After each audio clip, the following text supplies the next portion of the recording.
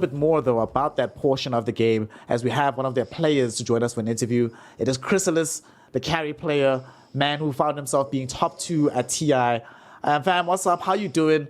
This game, it seemed like a cruise, a walk in the park for you guys. Was the environment as chilled and relaxed as it seemed like you were playing back there in the Secret camp?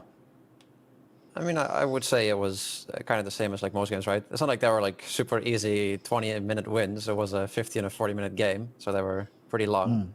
But we were still like fairly chill, I would say. Okay.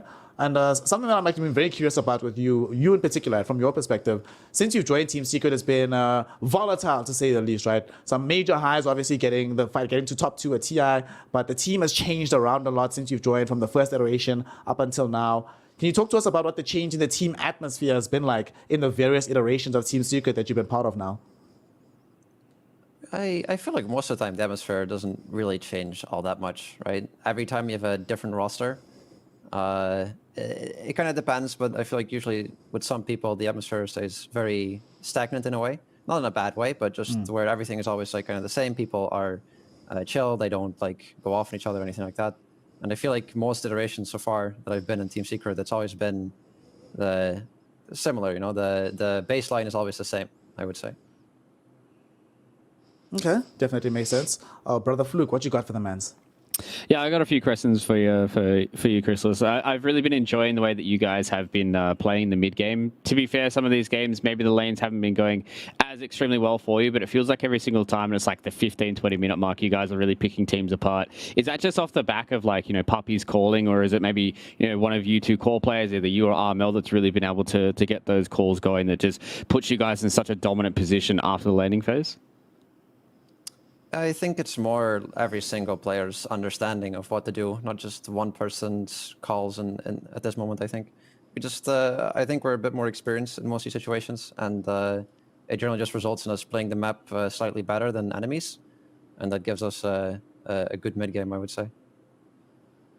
Yeah, I think just watching the way that you guys have been playing, I'm super excited to see if/when you guys get back to Division 1, what you guys can do with a little bit more time on your belt.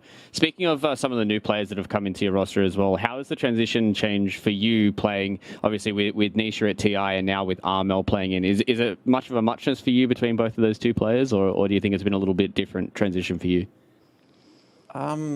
I mean, I think every player has like a different strength, right? Every player does things slightly differently.